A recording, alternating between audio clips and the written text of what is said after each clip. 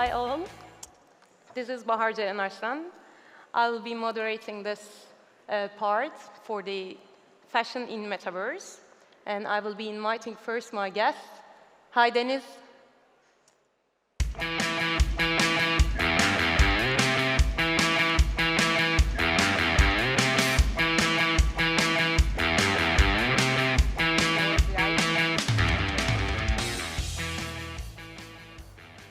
For you all, if you don't know who is she, we know very well as digital fashion entrepreneurs and co-founders.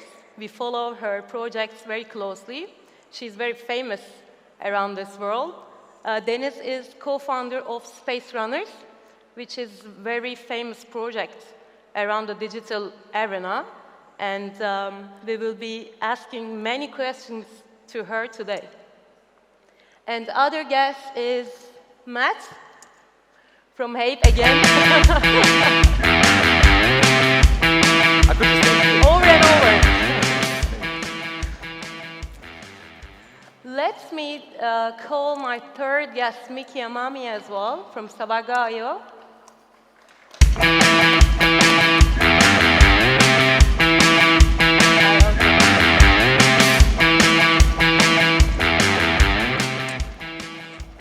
Okay, I will be starting with you, Deniz. Space Runners is a digital fashion brand, and that works with very famous luxury brands and their famous designers as well.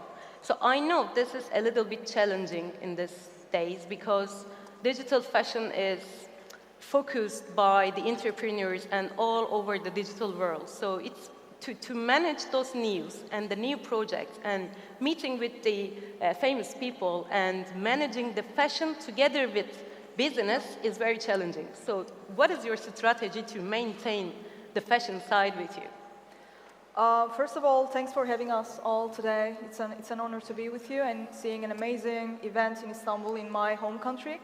So yeah, it's quite challenging for fashion to be operating in fashion when it comes to Web3 because when you think about the audience in fashion, they're not far from Web3 only, they're far from technology in general. So it's really a matter of educating these people, telling them about the benefits of the technology without complicating their minds, which is already quite complicated, and they have like a lot of other agenda on the table.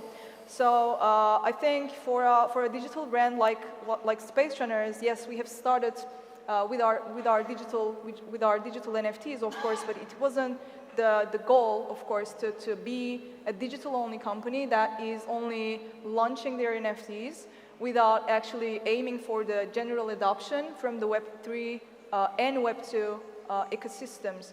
And right now, I think the biggest priority to make sure that we are well adopted, well received from everyone, by everyone, is mainly to make sure that we have a lot of strong partnerships in the Web2 world to access the real fashion enthusiast.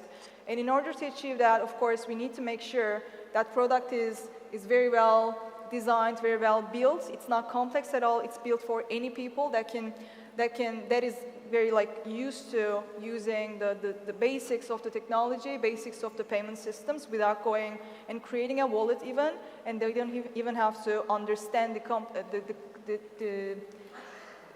fundamentals and mindset behind the blockchain at all. These people should be only expected to go and discover the benefits of the Web3 fashion. So basically what we are doing, especially in this bear market, is we are evolving and improving our product in order to make more partnerships in Web2 world. And not only that, we are creating this platform where we host designers, independent designers, fashion enthusiasts, fashion brands, and even the fashion investors, and create a mutual space for all of these elements of the fashion world without actually emphasizing the presence of Space Runners alone, because it's not the fashion world, it's not the future of fashion as we imagine, as we vision. So I think that is the main strategy right now for Space Runners. Okay, cool. With digital fashion getting much more competitive and creative, what was your point of differentiation to stay trendy because the fashion is changing every day, every morning. So the trends are changing. WGSN and BOF, they are driving the whole sector and market. So catching the latest fashion news and also integrating and adapting those news into digital fashion. And digital fashion is growing so fast too. Absolutely. So how do you catch up with those both things? No, it's a great question. So I think when it comes to fashion and technology, which are the two main areas that we are operating, the creativity and imagination is the two key things. So in order to grow with it, in order to make sure that any company is leveraging with it, it's about not to resist to that or not to try to at least like centralize that creativity around a certain brand, even that is your brand. We basically try to empower more people to actually reflect their creativity and join the ecosystem regardless of their positioning, their role in the ecosystem. So everything that we do right now in order to create that world that we envision, it's about creating the right tools to give more people the right to actually create their NFTs, create their fashion wearables, create their virtual environments in our spacewares, create their brand showroom and brand gamifications in our spacewares. So it's really about empowering and providing the right tools for people to actually create this decentralized world. And of course, we are more focused on the Web3 side of things because we want to make sure that we provide this end-to-end experience for any fashion brands or any designers to actually step into this world without having all the questions in mind, basically. So what we do is we give them, from the technical tools, let's say, we give them the NFT the collection creation generation tool to scale their designing process. We provide an interoperability tool for these brands and designers to actually plug their items into other ecosystems and other virtual environments, regardless of their blockchain and design style. Like if you create an NFT, for example, you should be able to plug that NFT into Sandbox, like a pixelated environment, to Decentraland, like a cartoonish environment, like Spaceverse, our metaverse, which is a 3D high aesthetic, high resolution environment, just like the console games today. So that is just one service that we are providing.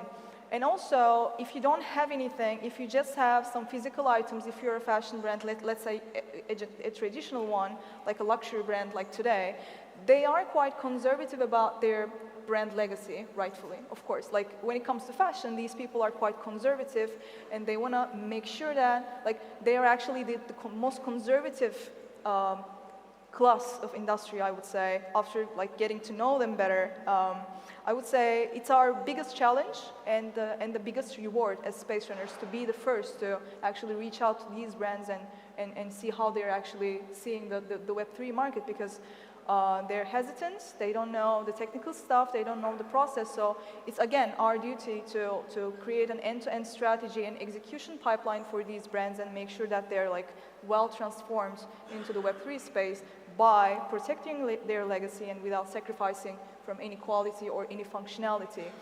And the way that we differentiate is, of course, I would say, the two ways. The first way would be the design quality, because when it comes to fashion, in order to protect, all the legacy and everything, you need to make sure that everything is pixel perfect. All the details are there, because we are all wearing blue right now, but from a distance, we would look quite similar in Metaverse, but we need to make sure that people are seeing all the details on me and you as well. So it's our duty as space runners to make sure that all details are there and interpretable as well.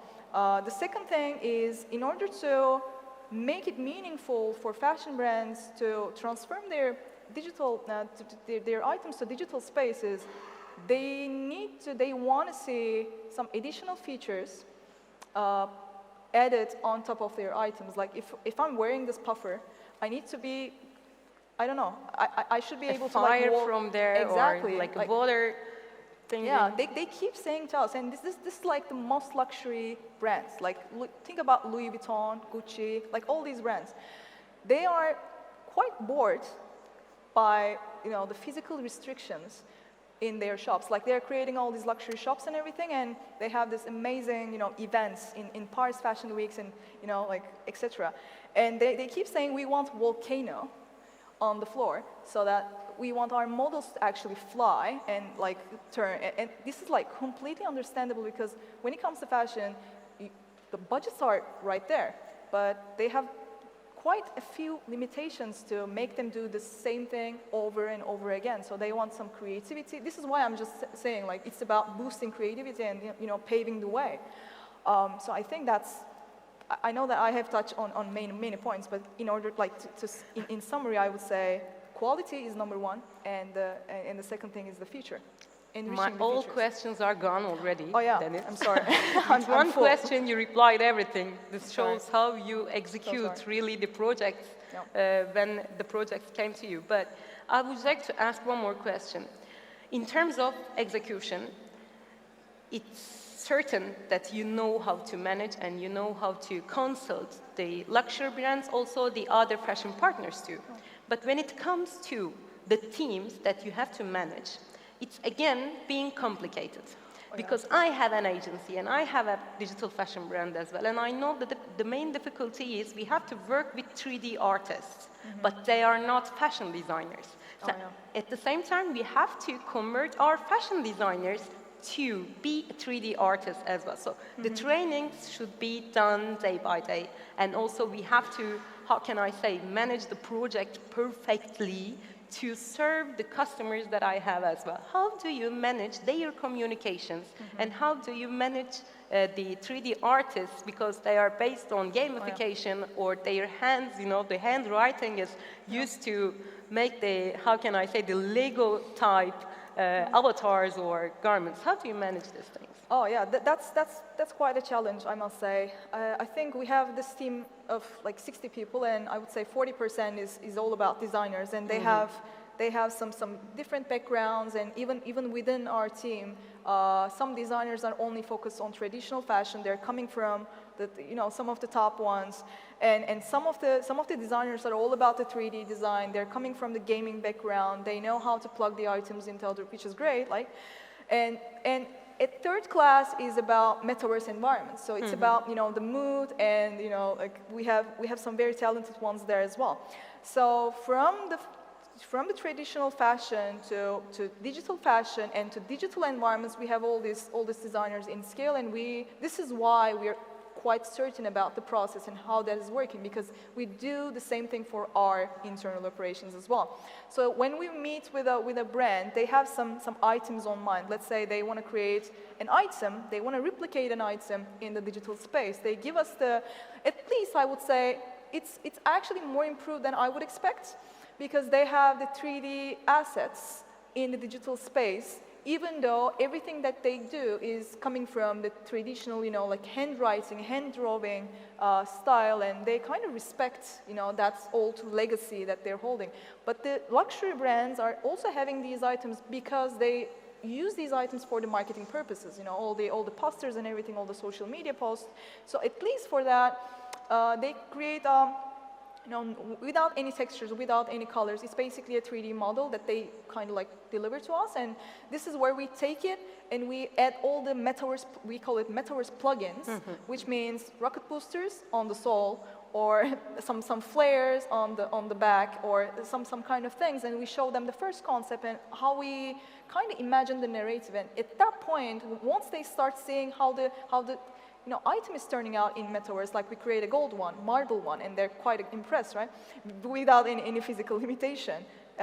So after seeing the narrative, of course, it's a flirting period with the brand, basically. So about the marketing, from the design to marketing to partnership to everything, every kind of little detail, like we work closely with them, and they kind of leave all the design things to us without actually making their designers involved to the projects. Only their decision makers and managers say yes or no, and we kind of take the entire thing. But our aim is to make, in order to scale that process, because it's not very scalable, we want to create this collection creation tool in our metaverse. So basically, if you plug a 3D item into our metaverse, you will be able to put all the accessories and all the metaverse add-ons yourself and add the textures and create your collection without needing us. So that's the phase 2. But for now, everything is kind of manual, I would say.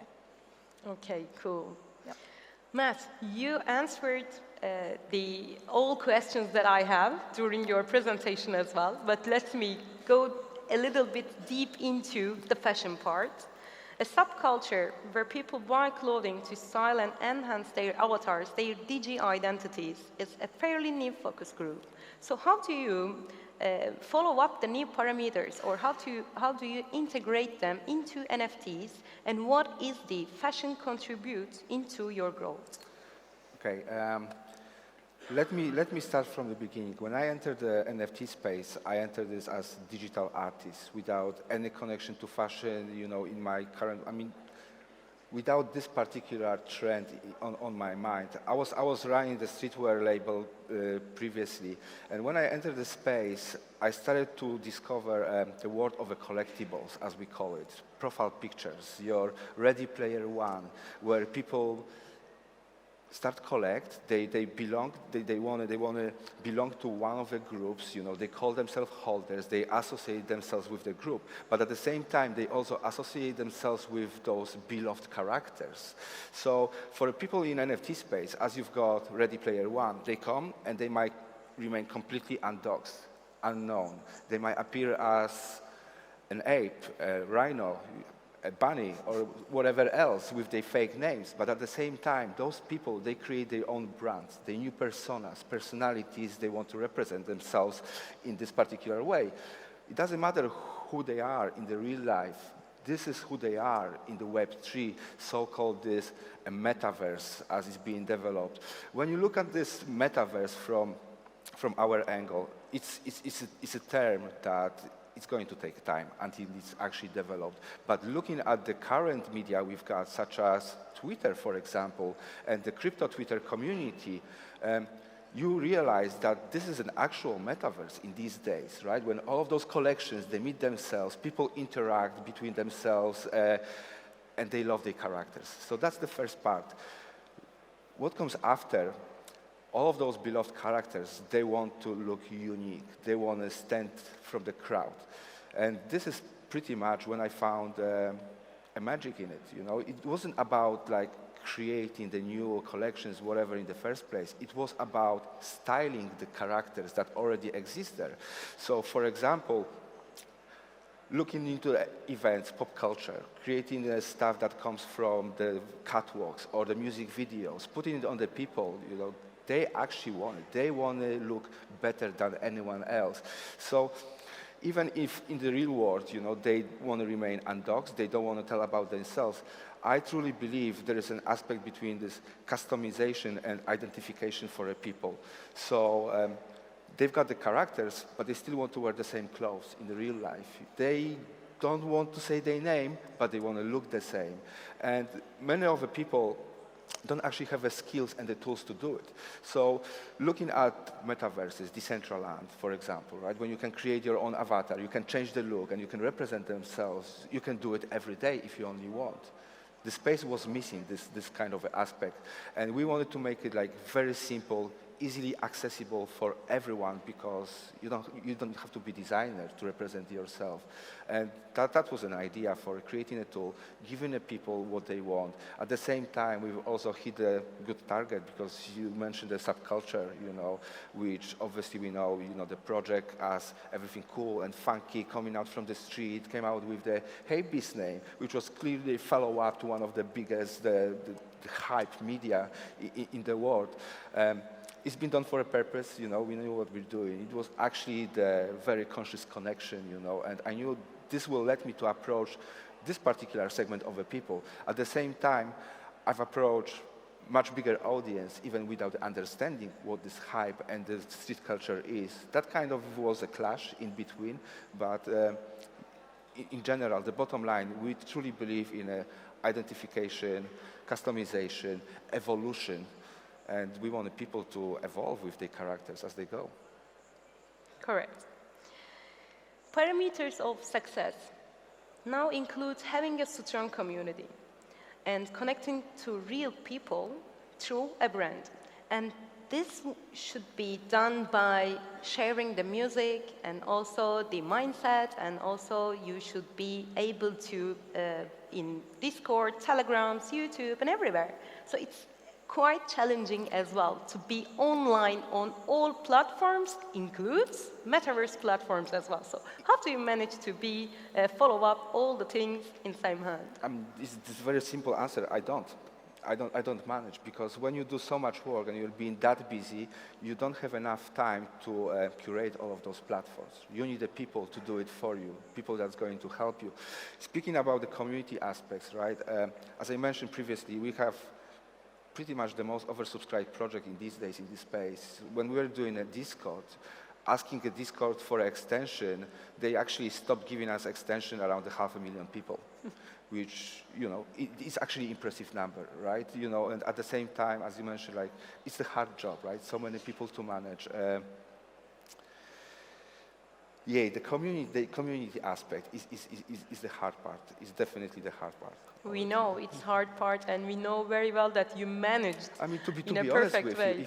you, if you want to be honest, if you want to exist in NFT space, right? You know, there is this unwritten rule that you're supposed to spend at least 4 to 6 hours doing your social networking, because it's all about that. It's about the network, you know, and those people, bringing in new people, right? You know, is the key. If they're interested in the fashion, digital fashion in general, because speaking of a digital fashion, right? You know, this term exists without the blockchain. The blockchain is just an incubator for it. It will let us bring in more brands, more audience, and more engagement into the stuff, really. All right.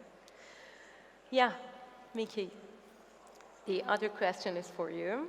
Big fashion brands are able to invest heavily in digital fashion and therefore have a voice or spread what they have in their mindset. It's a little bit easy for them.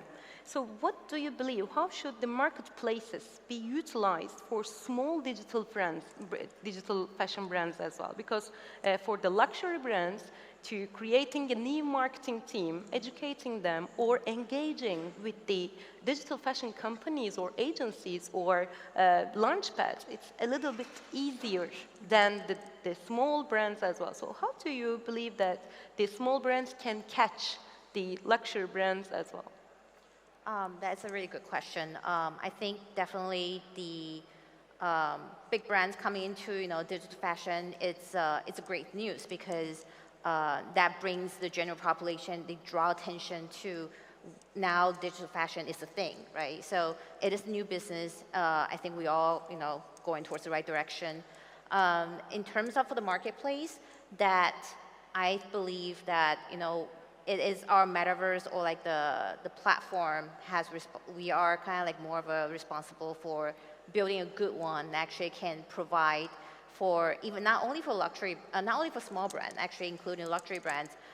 For example, for Swaga, like the platform that we're providing right now is that we give our brands to have access to the knowledge about Web3, able to mint their own NFTs. We customize the shops, and then also they can do like a online metaverse fitting, for their wearable NFTs, and also you can do the NFT AR offline fitting as well. So like those are things that we are actually doing in our metaverse at the moment. And for smaller brands, like collaborating with different metaverse, actually having different wearable NFTs, they actually, I think more of them moving to different metaverse will actually benefit them from spreading it more in a global way. And for us, Swaga is the Japan, we based in Japan, we're Japanese metaverse, fashion metaverse, that we want to bring more like a Japanese IP out to the world. So not only Japanese IP is welcome, everyone's welcome, of course, but that's something that we're looking at, and we think that's important for not only for luxury brand, but also for small brand to able to have the opportunity and chances, and that's what marketplace is for. It's for everyone having opportunity to be in the market and show it to the world.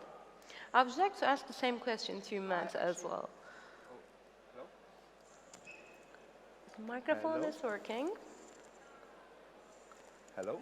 Hello. Mine is working. Is it? Oh, it's working now. Yeah, I just wanted to add one word on top of that, because from our own experience, we talk to the brands ourselves. We talk to the bigger brands and we talk to the smaller brands, right? You know, approach between, you know, the big and the small is drastic.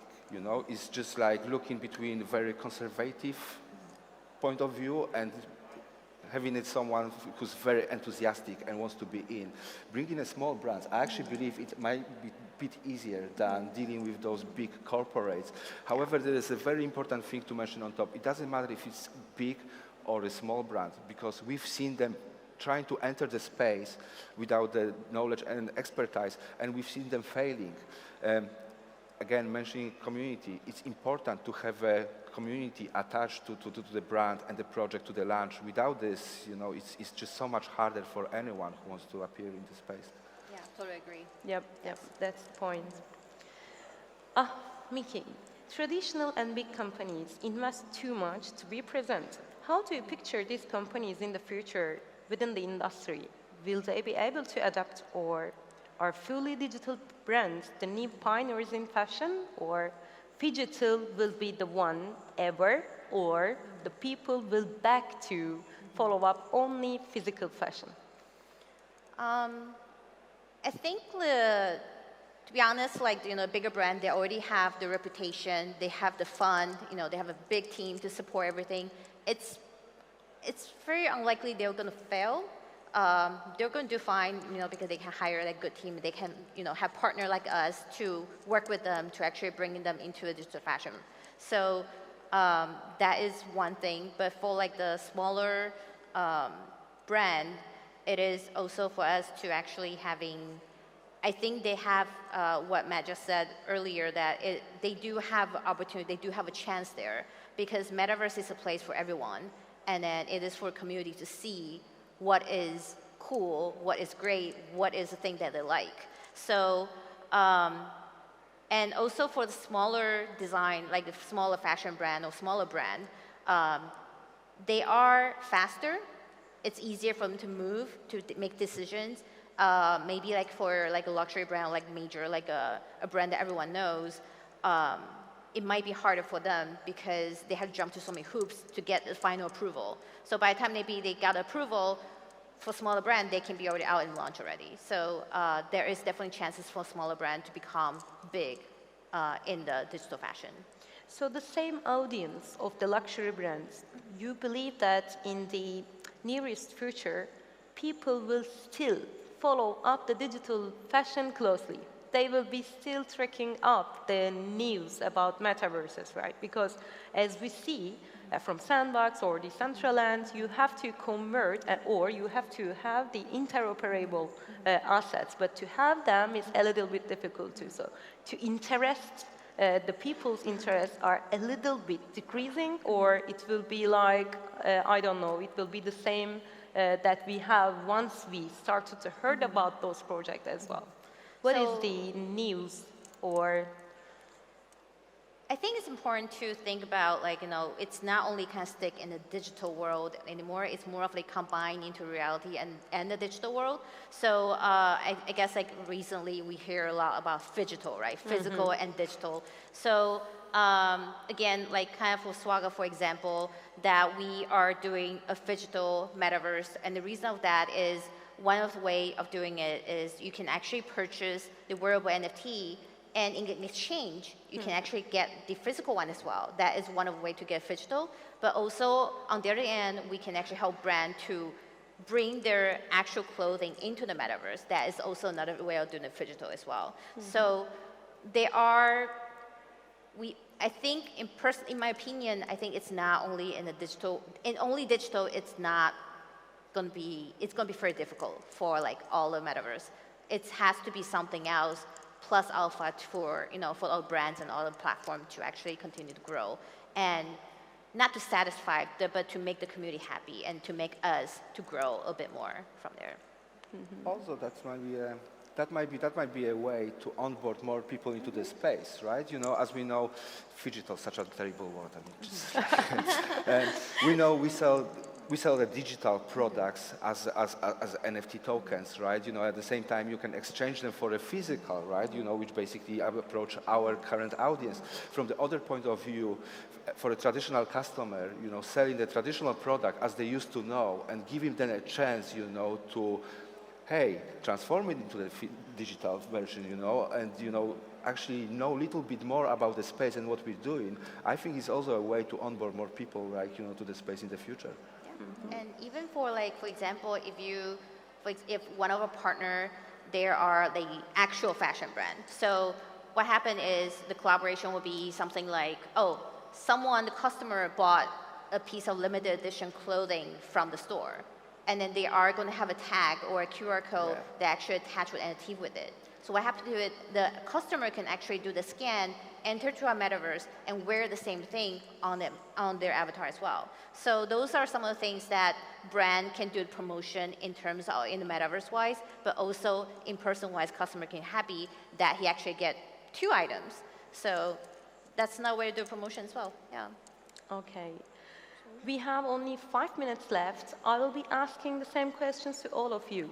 For the fashion brands, in terms of, in my opinion, I was working with the fast fashion retail company for 10 years and in the techs. And we were like working closely with the fashion teams only.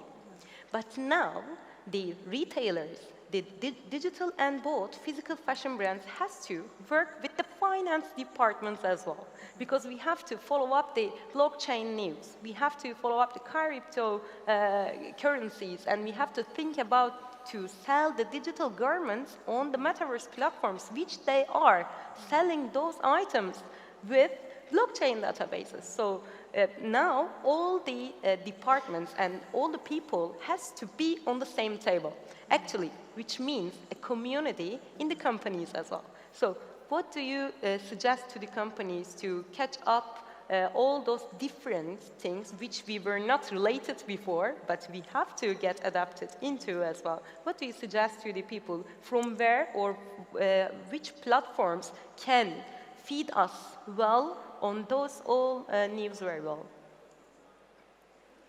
I can take it. Let's start with Matt.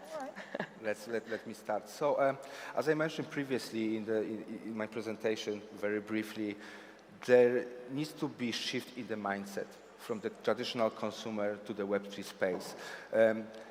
Brands try to enter the space, but also they still move in this very traditional Web2 speed, so-called, right? Yeah. You know, let's sit around the table for 10 months, you know, and talk about this stuff, while in Web3 as an NFT space, 10 months is just ages. It's literally ages because time flies, right? And we know brands, you know, they try to adapt. Believe me or not, brands try to adapt. They create their own Web3 departments. However, there is still so much of conflict between, you know, the Web 2, Web 3, the traditional way of thinking, legals in the first place, how to enter. It's very problematic. We need to have tools that will allow those brands, you know, to enter the space smoothly, right? Obviously, community and attaching the brands to community will let you to enter the space within an authentic way, right? Without the pushing, because we all know you can be brand X, Y, Z, spend so much money in one of the metaverses, and people won't be going there because you don't look authentic to them. We need to approach the people. We need to basically help those brands. Obviously, Ethereum merge is one of those things, right? You know, because now the blockchain is a bit more friendlier, you know, it's more sustainable, right? You know, and no one's going to say to the brands they destroy the environment anymore, which is a big amplifier. Brands wants to enter the space, but they don't necessarily know why. We need to help them. Agreed. I completely agree. Adding up to that, you want to go for it? All right. Adding up to that, especially in the bear market conditions, I think it's a huge benefit for not only for projects like us, but for the brands in the Web2 world.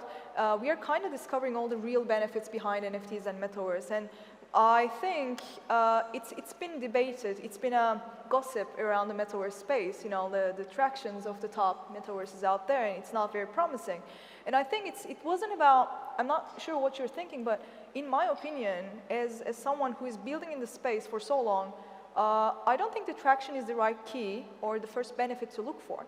I think more and more, like brands are realizing that it's, you know, NFTs and metaverse are more than just transferring your digital assets to the digital world. It's more about utilizing the blockchain technology as a reward mechanism, as a motivation mechanism to create this entire, you know, the fashion ecosystem, simulating this entire ecosystem with all the fundamental institutions around that. And that can include a governance building, for example, or a fundraising building for the fashion startups. Or you can position NFTs as a proof of, you know, authenticity, for example, for the luxury brands. Or we know that there's this supply crisis going on in the real world, and if you sign up for a waitlist for Rolex, for example, you would wait like a year or something. So kind of brands are leaning towards the idea of utilizing the NFTs, you know, as waitlist spots and like making revenue, generating revenue for those who own the waitlist. And these kind of things, I can give more examples, but what I'm saying is with all the fundamental institutions, right, I mean, built in the metaverse in the right way, and NFT is positioned not only as an art piece, but more than that. I think with like these two, fueled by the financial system, the decentralized system, powered by the community, I think that's the key. And it goes without saying, I think, at least from my experience, I don't really explain how blockchain works or how the token system works to any fashion, even the traditional ones, because they already know how to position that to fuel this space with all the fundamental elements and all the fundamental players around it. So yeah, I think for me it's quite fascinating. So I guess like I'm kind of standing between in a way, but the thing about like, you know, bringing everyone together in the brand, you know, when it's like Web2 and Web3 together, it is very difficult. So like what happened to that is we want our users, you know, we want the general population are, you know, familiar with it. Hey, we don't want them to say, hey, learn about Web3. This is how it works, you know, because it's going to take forever. And sometimes maybe if they're, you know, if they're not very familiar with like technologies, they'll be like, I don't know what it is. So we want to make sure that our the user interface be something that's more closer to the Web 2. And then in the back end, we will have the Web 3 technology to support what it is. And within the brand, in terms of communications, I think it's more about having a community support that, and then having the right partner to support. For example, for accounting, you know, like it's very difficult to be, oh, crypto, you know, it's like, how are we going to do this, the taxes and everything, regulations. Having the right partner for the payment, having the right partner to help out to, you know, having a right accountant to understanding what it's like to have the, you know, the Web3, the NFTs are something that's very important for the brands from now on to actually make everything move more smoothly, you know, internally as well. Okay, well, thank you so much for all my guests. Now the time is over. Thank you. Thank you.